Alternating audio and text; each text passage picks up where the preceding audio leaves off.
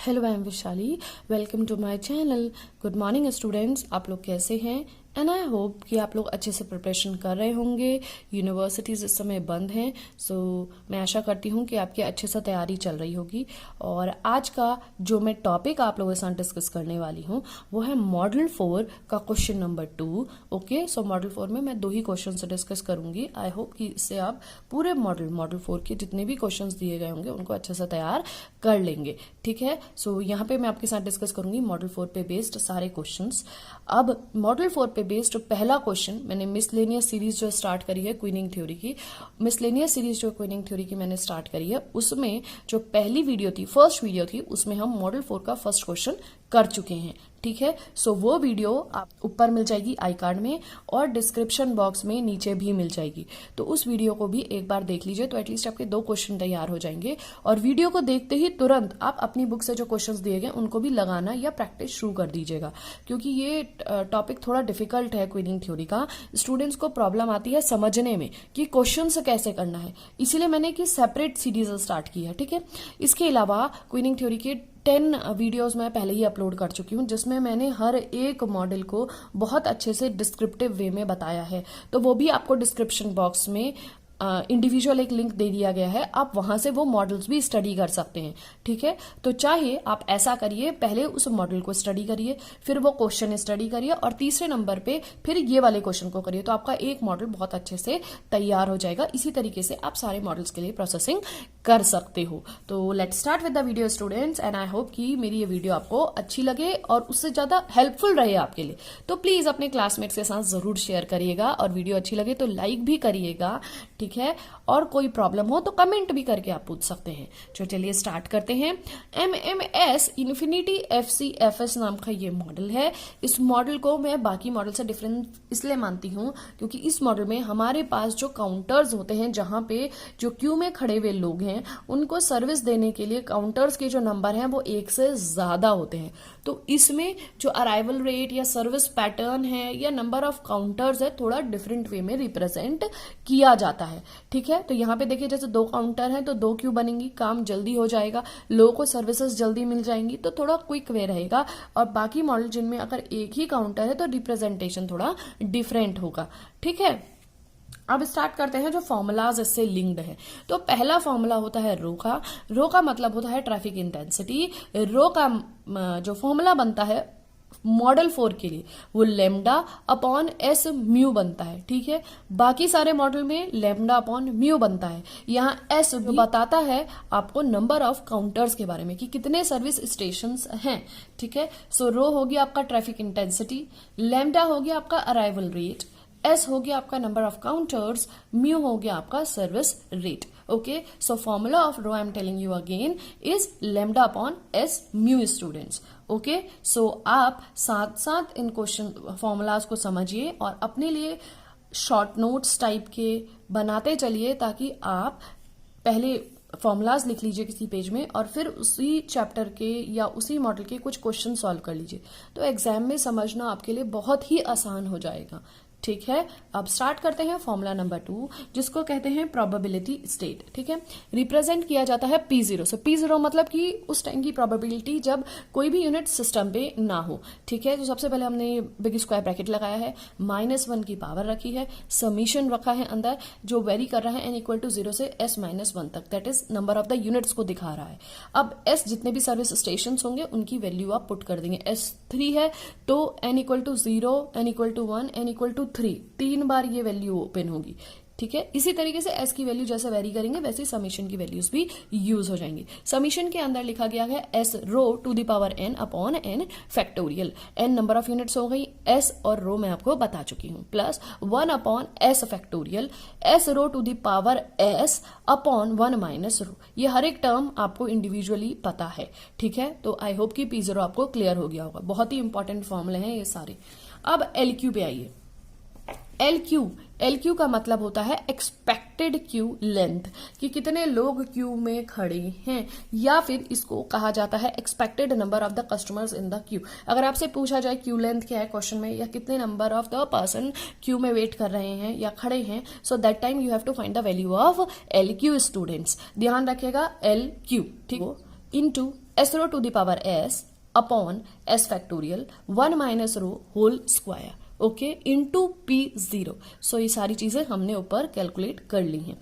अब नेक्स्ट होता है LS, ठीक है। सो LS को कहा जाता है expected number of customers in the system.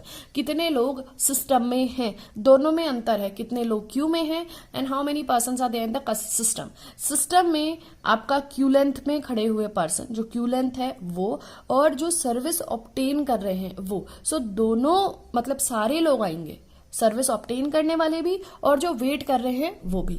लेकिन जब क्यू की बात की जा रही है तो सिर्फ वही लोग आएंगे जो कि इस समय वेट कर रहे हैं क्यू में, सर्विस जो अटेन कर रहे हैं वो इसमें इंक्लूडेड नहीं होंगे। So this is the difference between LQ and LS, okay.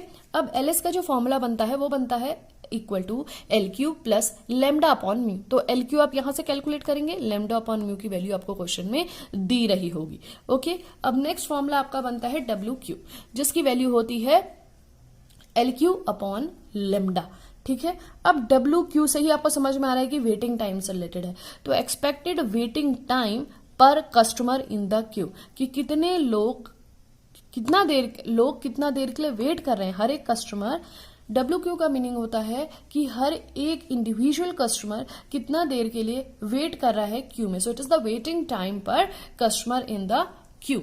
So formula मैंने आपको बता दिया, इसका फॉर्मूला ये भी बनता है, आप जो आपको इजी हो आप वो लर्न कर सकते हैं, ओके।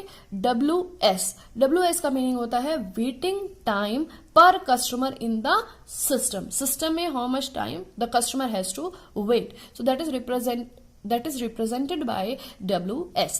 इसका फॉर्मूला है स्टूडेंट्स LS अपॉन लेमडा। तो आप चाहे तो LQ लर्न करिए, आपको LS भी लर्न हो जाएगा क्योंकि LQ पे डिपेंडेंट है, WQ भी LQ पे डिपेंडेंट है और WS आपका LS पे डिपेंडेंट है। तो आप या तो ये फर्स्ट वाले फॉर्मूलाज लर्न करिए या आप ये वाले भी कर सकते हैं। स्टूडेंट्स जो आपको इजी हो आप उस तरीके से प्रिपेयर करिएगा, ठीक है। सो ये बन जाएगा WQ plus 1 upon mu students. अब मूव करते हैं स्टूडेंट्स 7th फॉर्मूला पे, ओके। 7th फॉर्मूला है students W, okay, is greater than equal to 0। So यहां ये फॉर्मूला का मीनिंग है expected waiting time of a customer who has to wait. तो यहां कस्टमर के वेटिंग टाइम के बारे में बात की जा रही है, that means how much time the customer has to wait, okay. If the waiting time is greater than 0 only then we can counted or we can calculate it। अगर 0 है तो that means customer has not to wait in the queue, he just when he arrive he got the service and he exit from the system, okay। so when W is greater equal to 0 that means जब waiting time बढ़ जाएगा 0 से ज्यादा तो ये formula arise होगा जिसकी value होती है 1 upon 1 minus rho into 1 upon S mu. बहुत ही इंपॉर्टेंट फॉर्मूला है, बहुत बार पूछा जाता है। 8th probability of a customer having to wait for the service में कस्टमर की प्रोबेबिलिटी क्या है कि उसको वेट करना पड़ेगा, ओके। ये भी बहुत इंपॉर्टेंट है कि प्रोबेबिलिटी फाइंड करिए कि कस्टमर्स को वेट करना है सिस्टम में। इस तरीके से क्वेश्चंस पूछे जाते हैं तो आप ये वाला फॉर्मूला अप्लाई करेंगे। सो फॉर्मूला बनता है P equal to PS upon 1 minus rho, okay. और PS का फॉर्मूला आपका है lambda upon mu to the power S into P0 upon S factorial.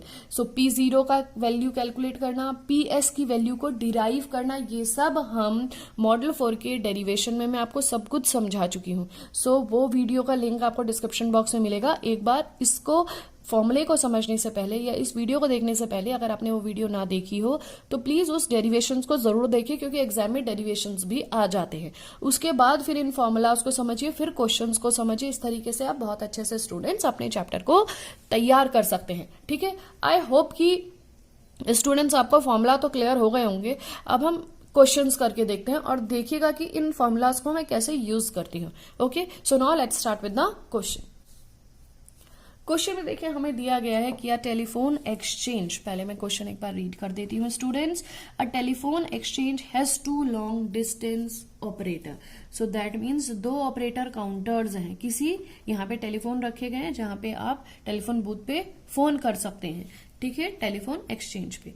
Telephone company find that during the peak load long distance call arrive in, distance call arrive, ठीक है, तो यहां तक तो हमें ये पता चला कि हमारे पास 2 काउंटर्स हैं जहां पे टेलीफोन रखे गए और लॉन्ग डिस्टेंस की कॉल्स हम उन काउंटर्स में रखे गए फोन के द्वारा कर सकते हैं।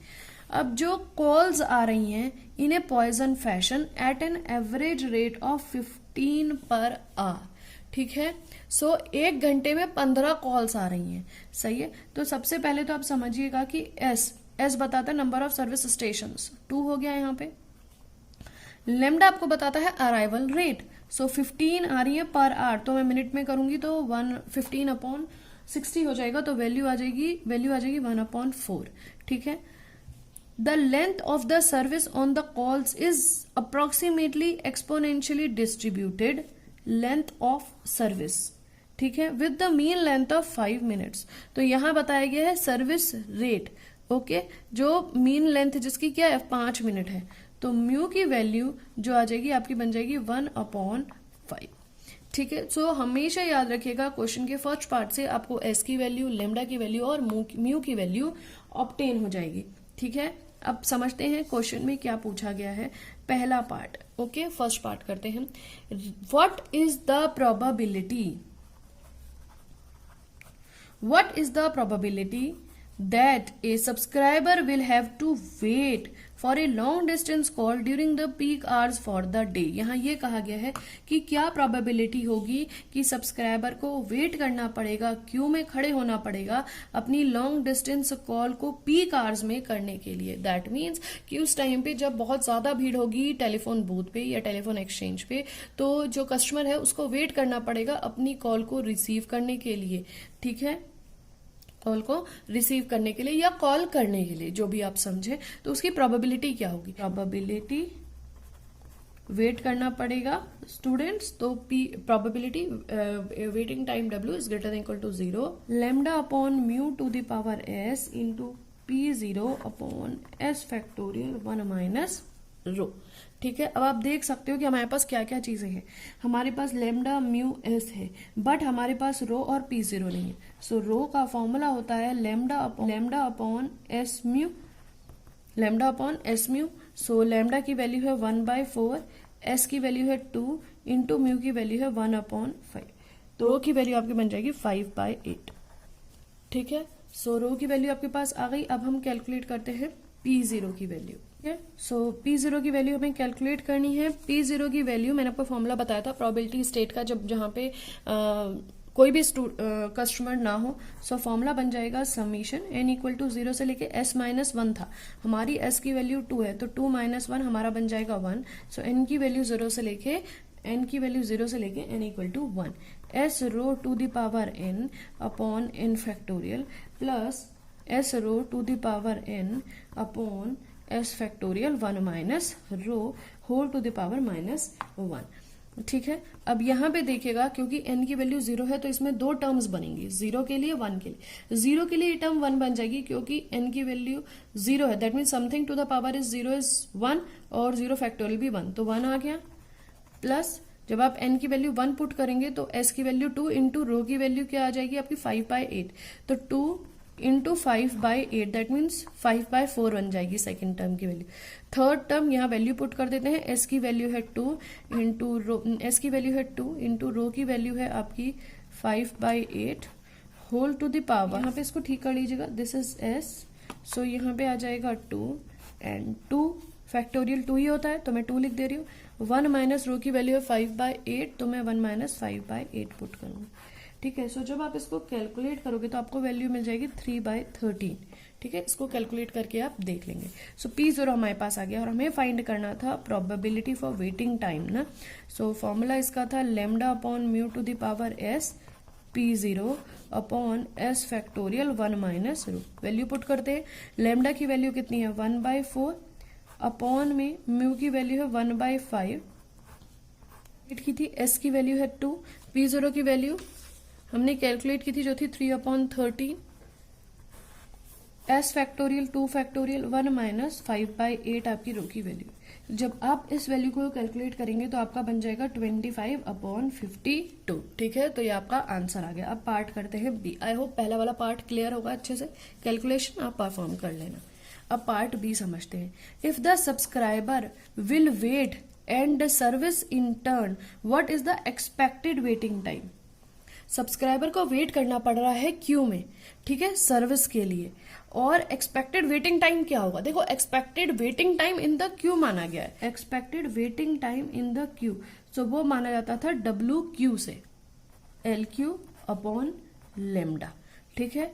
और एल क्यू का जो फॉर्मूला होता था आपका वो मैं आपको बताती हूँ, तो 1 अपॉन, तो अंदर हम लिखेंगे rho, S rho to the power S upon S factorial 1 minus rho whole square into P0, ये आपका LQ का फॉर्मूला होता था, ठीक है। जिसमें देखिए P0 आपने कैलकुलेट कर रखा है, रो भी कैलकुलेट किया है, लेमडा भी आपके पास है, तो हर एक टर्म की वैल्यू आपके पास है, ठीक है। पुट कर देते हैं, देखिए लेमडा की वैल्यू है 1 अपॉन 4, तो 1/1/4 क्या बन जाएगी, 4 आ जाएगा यहाँ पे, ठीक है। रो की वैल्यू है 5/8 इंटू, एस की वैल्यू है 2 इंटू रो की वैल्यू है 5/8। अब इसका तो होल स्क्वायर है क्योंकि ये वाली टर्म है ना, अब चाहे तो ब्रैकेट लगा दीजिए, ये 2 फैक्टोरियल को मैं 2 ही लिख रही हूँ, 1 माइनस 5/8, तो ये एक टर्म बन गई। P0 की वैल्यू हमने 3/13 कैलकुलेट की थी, तो ये पूरी वैल्यू आपके पास आ गई। जब इस वैल्यू को आप कैलकुलेट करोगे तो ये वैल्यू आपकी आ जाएगी 125/39, सो अप्रोक्सीमेटली 3.2 मिनट की बात की गई है, ठीक है। सो इस तरीके से मैंने ये कैलकुलेट कर लिया पार्ट बी, ठीक है। तो मेन जो मैं आपसे कहना चाहूंगी कि फॉर्मूला बहुत मेजर रोल प्ले करते हैं इन तरीके के क्वेश्चंस में। यहाँ स्टूडेंट्स हमने क्वेश्चन में ये समझा कि हमारे पास 2 टेलीफोन बूथ हैं, आप समझ सकते हो, एक टेलीफोन एक्सचेंज में, जहाँ पे टेलीफोन में लॉन्ग डिस्टेंस की कॉल की जाती हैं या आती हैं, जिनके लिए लोगों को क्यू में खड़ा होना पड़ता है। जब पीक टाइम्स होते हैं तो क्यू लेंथ ज्यादा हो जाती है, दैट मीन्स की वेटिंग टाइम भी बढ़ जाता है। उसी पे बेस्ड हमने 2 पार्ट सॉल्व किए, जिसमें पहले पार्ट में हमें प्रोबेबिलिटी पूछा गया था कि कितनी देर लोगों को खड़ा होना पड़ता है कॉल्स को अटेंड करने के लिए जब वेटिंग आवर्स में क्यू बन रही हो। दूसरे पार्ट में हमने स्टूडेंट्स ये समझा था कि सब्सक्राइबर को कितनी देर खड़ा होना पड़ता है, कितनी देर वेट करना पड़ता है, ठीक है। दैट मीन्स कि लाइन में आपको वेट करना पड़ रहा है, तो एक्सपेक्टेड वेटिंग टाइम के बारे में बात की गई है। दोनों अलग है, यहाँ प्रोबेबिलिटी की बात की गई है, यहाँ वेटिंग टाइम की बात की गई है, ठीक है, एक्सपेक्टेड वेटिंग टाइम की। दोनों के फॉर्मूलाज और इस पूरे मॉडल पे बेस्ड सारे फॉर्मूलाज मैं अपने आपके साथ बहुत अच्छे से डिस्कस किए, ठीक है। इसी तरीके से 2-3 क्वेश्चन अभी प्रैक्टिस कर लीजिएगा वीडियो को देखते हुए। कोई प्रॉब्लम हो तो कमेंट के द्वारा पूछ सकते हो, ठीक है। सो आई होप मेरे एफर्ट्स आपको अच्छे लगे, हेल्पफुल लगे, तो वीडियोस को क्लासमेट्स के साथ ज्यादा से ज्यादा शेयर करें, ताकि अगर आपको इन वीडियोस से बेनिफिट हो रहा हो तो दूसरे लोग भी इन चीजों को बेनिफिट उठा सकें। और एजुकेशनल वीडियोस तो फ्री हैं, सो आप इनको शेयर कर सकते हैं, ठीक है। वीडियो अच्छी लगी हो तो प्लीज लाइक जरूर करिएगा, और आपको किसी भी तरीके की प्रॉब्लम हो तो आप कमेंट के द्वारा पूछ सकते हैं इस क्वेश्चन के regarding. Till then good bye and take care students, अपने हेल्थ का ध्यान रखेगा।